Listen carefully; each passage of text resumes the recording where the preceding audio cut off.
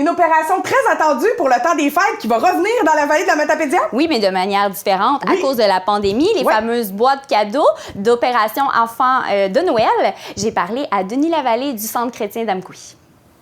Je suis présentement avec Denis Lavallée du Centre chrétien d'Amkoui. Bonjour. Bonjour. On est ici pour parler de Opération Enfants de Noël.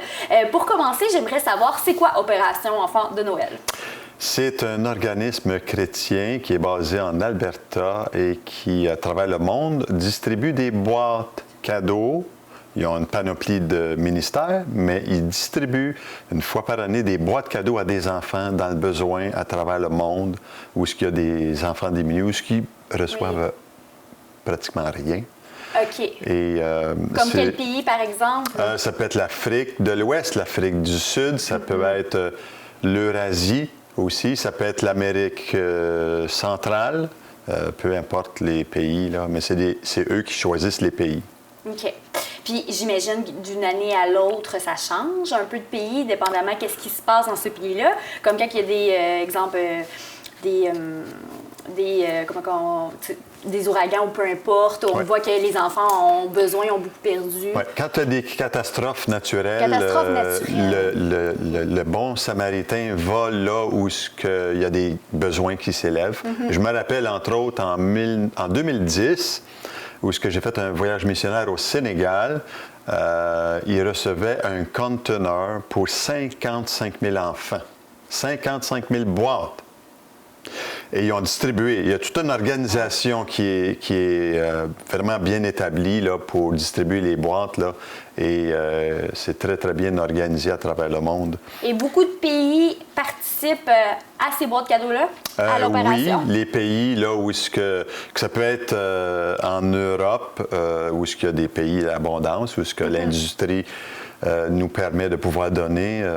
Oui, il y a des, il y a des millions de boîtes. Je te dirais qu'il y a des millions de boîtes. Je n'ai pas les détails des nombres de boîtes, mais il y a des millions de boîtes qui sont données. Et cette année, j'ai reçu l'appel du directeur national disant le besoin a grandi énormément par rapport à la pandémie. À la pandémie, quand on dit catastrophe naturelle, aussi catastrophe de santé.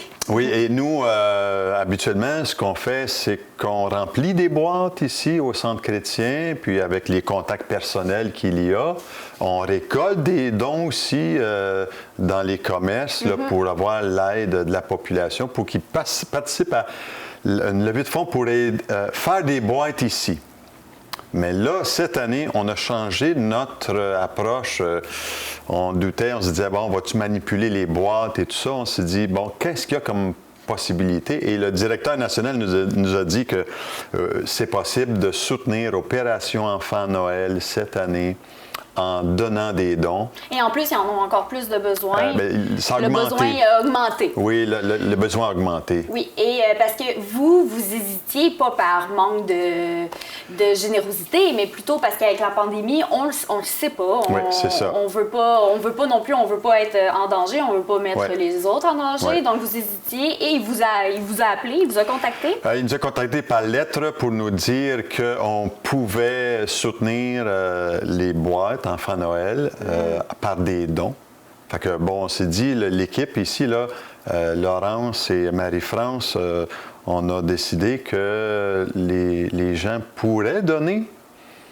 Comme exemple, si on remplit une boîte, on achète des crayons, des petites tablettes, un petit toutou. Oui, il faut dire c'est des choses très utiles. Une petite poupée. Les gens, bon, Laurence était vraiment bien préparée à cela, mais cette année, on s'est dit, bon, OK, le prix que ça nous demande pour remplir la boîte, on va le donner en don.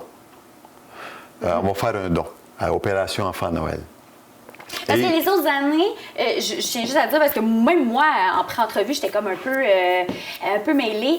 Avant, les gens pouvaient décider de faire leur boîte eux-mêmes, en choisissant, comme vous m'avez dit en pré-entrevue, soit pour une jeune fille ou un jeune garçon, puis quel âge? Entre 0 et 5 ans, ou 5 et 10 ans, 10 et 15 ans, c'est ça. J'imagine. Donc, c'est sûr qu'un enfant de 8 ans n'a pas les mêmes besoins qu'un préadolescent de 11-12 ans. Et c'est ça. Et eux, le ministère du Bon Samaritain, en leur envoyant un don à eux, qui va partir du centre chrétien d'Amqui, mais c'est eux qui vont aller faire les boîtes. Ils vont savoir quoi mettre dans la boîte plus précisément. Ça va être mieux au niveau hygiène, au niveau, avec les mesures sanitaires. Donc, c'est toujours mieux de... eux, ils vont gérer ça à une place, j'imagine. Ils vont faire les boîtes. Donc ça va être c'est ça. Pour les enfants aussi, ça fait que nous, notre défi cette année 2020, c'est de pouvoir ramasser des dons à la population qui veulent soutenir des enfants qui sont dans la misère et nous envoyer les dons au Centre chrétien d'Amqui pour que nous, on donne à 100 ce montant-là. Et, ça permet aussi de savoir combien on a amassé de dons dans la vallée. Et voilà. Et l'année passée, et vous avez vu des vidéos les années antérieures, ça fait quand même la 6e année qu'on soutient Opération Enfant Noël. Et il va y avoir la revue probablement de ce qu'on a donné les années antérieures, qui est bien, bien appréciée de la part de la communauté matapédienne. Oui, on va revenir aussi après le temps des fêtes, combien c'est extraordinaire ce qui s'est fait comme action. Et à cause des distanciations, à cause des frontières, c'est difficile de faire les boîtes. Et c'est pour ça qu'on appelle la population qui veulent le faire. Et ils nous disent que remplir une boîte, c'est environ 25-30 $. OK. Si on va au Dollarama, si on met des articles, peu importe laquelle, minimum. Ça coûte environ ça. Si les gens ne sont pas capables de donner ça, il n'y a pas de problème. On va recevoir chacun des dons. Mais oui. Ça coûte environ ça. Si beaucoup de gens donnent 5 $, ben ça fait au bout du compte, ça fait plusieurs boîtes. Oui, c'est ça. Et le besoin est là. Puis l'envoi de la boîte aussi, qui nous coûtait 10 $ à chaque personne qui montait une boîte.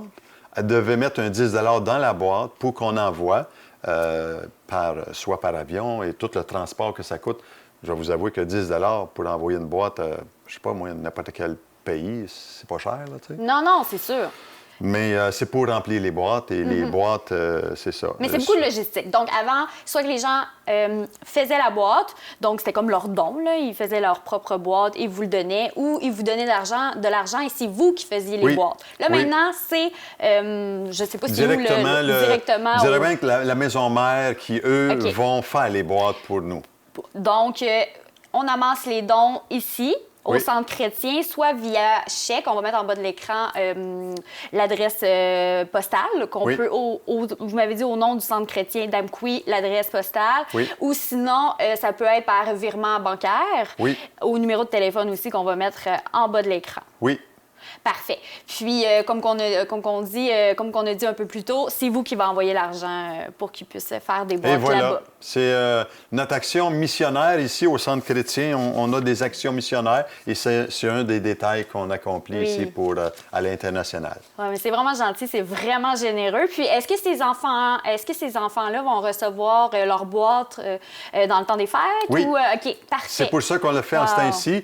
Et la date limite, c'est écrit là, à l'écran aussi, là, les détails. C'est du 1er au 20 novembre. Donc, on a 20 jours pour donner nos dons. Et voilà. Donc, c'est pour ça que c'est important qu'on en parle. Appelez, puis ça nous fera plaisir de pouvoir vous diriger dans cette... Oui, si jamais vous avez des questions. Cette générosité que vous avez, les matapédiens. Merci beaucoup, Denis Lavallée. Merci, Zoé.